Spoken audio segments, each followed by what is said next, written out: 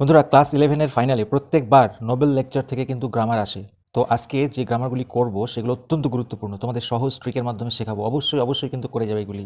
চলো, প্রথমে এটা বলেছে আই বিলিভ দ্যাট, আমি বিশ্বাস করি যে we are not real social workers, আমরা সত্যিকারের সমাজকর্মী নই। অ্যাফার্মেটিভ বা হ্যাবাচক করতে হবে, মানে এই যে নট আছে নটটাকে তুলতে হবে। দেখো, সহজ ট্রিকের মাধ্যমে শেখাচ্ছি। তাহলে আমি বিশ্বাস করি যে, এখানে বলেছে আমরা সত্যিকারের সমাজ সংস্কারক এই সমাজকর্মী নই, তার মানে নট রিয়াল, এটাকে আমরা এক কথায় বলে দিতে পারি আনরিয়াল। কি বলতে পারি?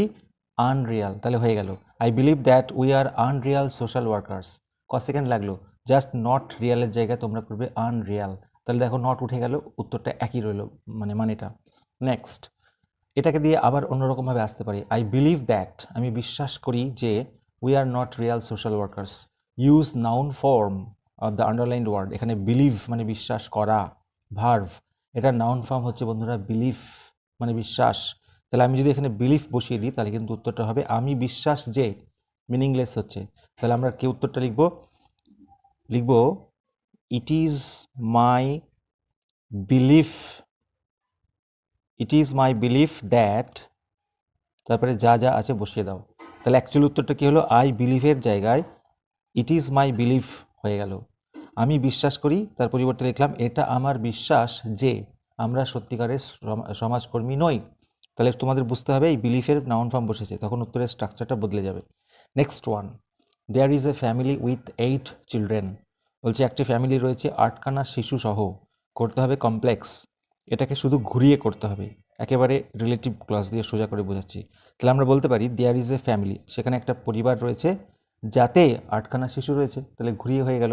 উত্তরটা দেখে নাও, দেয়ার ইজ আ ফ্যামিলি, একটা পরিবার রয়েছে যেটার বা যার 8খানা শিশু রয়েছে।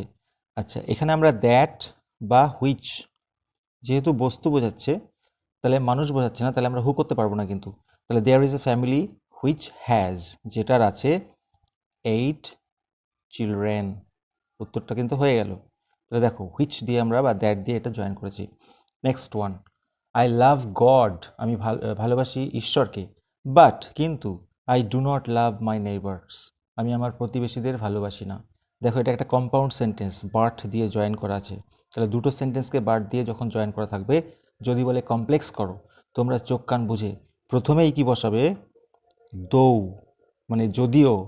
তাহলে উত্তরটা কী হবে? দেখো, যদিও আই লাভ গড, যদিও আমি ঈশ্বরকে ভালোবাসি, কমা দেবে একটা, তারপরের সেন্টেন্সে যা আছে তাই, I do not love my neighbour. তাহলে এখানে বাটটা উঠে যাবে, তার পরিবর্তে প্রথমেই দৌ করবে। যেমন he is poor but happy, তাহলে আমরা কী করি? Though he is poor he is happy, তখন আর বাটটা বসবে না। খুবই গুরুত্বপূর্ণ।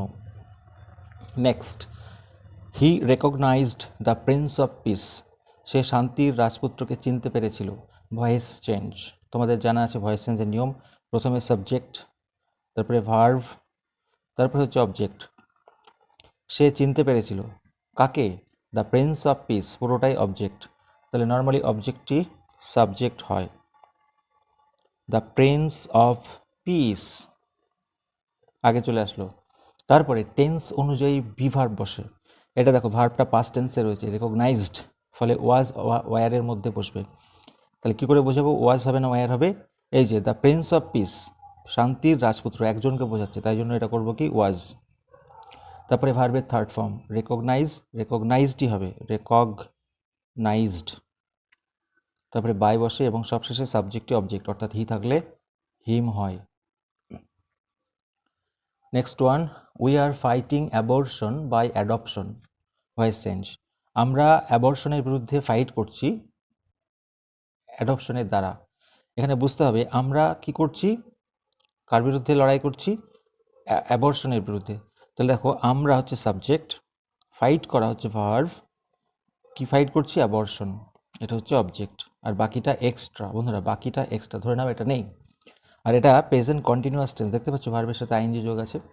তাহলে কী নিয়ম হবে? একই নিয়ম, আগেটা যেভাবে করলাম এটা সেভাবেই করবো। দেখো প্রথমে অবজেক্টটা সাবজেক্ট হবে, অ্যাবর্শন,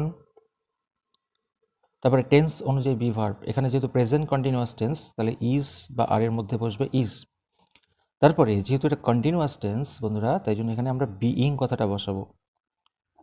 অ্যাবর্শন ইজ বিইং, তারপরে ভার্বের থার্ড ফর্ম, ফাইটের third form fight, fought, fought. Abortion is being ফট, তারপরে বাই বসে এবং সবশেষে সাবজেক্টই অবজেক্ট হয়, অর্থাৎ উই থাকলে আস হয়। এইটার কি হবে? এটার কিছুই হবে না, লাস্টে বসিয়ে দাও। তাহলে abortion is being fought by us by adoption. Okay, next one, এগুলো very very important grammar, miss করা যাবেই না। And so let us meet each other with a smile, এবং তাই জন্য আমরা একে অপরকে চলো মিট করি একটা হাসি নিয়ে, করতে হবে নেগেটিভ, হাসি সহকারে একে অপরের সঙ্গে মিট করা যাক। এবারে উত্তরটা আগে দেখে নাও। And so let us meet each other, একে অপরের সঙ্গে মিট করা যাক। দেখো উইথের উল্টো কি বন্ধুরা? উইদাউট। তাহলে তার আগে যদি আমি একটা নট বসিয়ে দিই, নট চলে আসছে নেগেটিভ, নট উইদাউট মানেই হচ্ছে উইথ, অর্থাৎ উইথের উল্টো হচ্ছে নট উইদাউট। তারপরে যেমন আছে এ smile, not without a smile মানেই হচ্ছে উইথ এ স্মাইল। তাহলে বাংলাটা কি দাঁড়াচ্ছে? চলো আমরা একে অপরের সঙ্গে মিট করি নট উইদাউট এ স্মাইল, মানে হাসি ছাড়া নয়, মানে হাসি দিয়ে। তাহলে আমরা উইথের পরিবর্তে শুধু নট উইদাউট করে দেবো, ব্যাস হয়ে গেল। নেক্সট, দে আর হার্ট, তারা হার্ট হয়েছে, আঘাতপ্রাপ্ত হয়েছে, বিকজ কারণ, দে আর ফরগটেন, তাদেরকে ভুলে যাওয়া হয়েছে। বন্ধুরা স্প্লিট মানে দুটো সিম্পল সেন্টেন্স বানাতে হবে, এখানে দুটো সেন্টেন্স বানাতে হবে। তাহলে আমাদের বুঝতে হবে আগে কোন কাজটা হয়েছে। দেখো আগে তাদেরকে ভুলে যাওয়া হয়েছে, তাই না? তাই জন্য তারা আঘাত পেয়েছে। তাহলে আমরা কি করব? প্রথমে প্রথম সেন্টেন্সটা লিখব, they are hurt, sorry they are forgotten, তাদেরকে ভুলে যাওয়া হয়েছে, তাই কি না? সো 2 নম্বর সেন্টেন্স, সো তাই জন্য দে are heart, they are heart, আঘাত হয়েছে, বোঝা গেল? যেমন ছেলেটি কাঁদছে কারণ তাকে মারা হয়েছে, তারপরে তাকে মারা হয়েছে আগে, তাই জন্য সে কাঁদছে। সেরকম তাদেরকে ভুলে যাওয়া হয়েছে বলেই তারা হার্ট হয়েছে। তাহলে প্রথমে লিখতে হবে they are forgotten, so they are hurt, দুটো সিম্পল সেন্টেন্স হয়ে গেল। বন্ধুরা আজকের ক্লাসে এই 8টি আলোচনা করলাম। ভিডিওটি ভালো লাগলে অবশ্যই কমেন্ট করো এবং লাইক দিও, আর সাবস্ক্রাইব করতে ভুলো না। পরবর্তীতে আমরা দারুণ দারুণ ভিডিও আনছি তোমাদের জন্য ক্লাস 11-এর। ততক্ষণে সঙ্গে থেকো। Thank you so much for watching this video.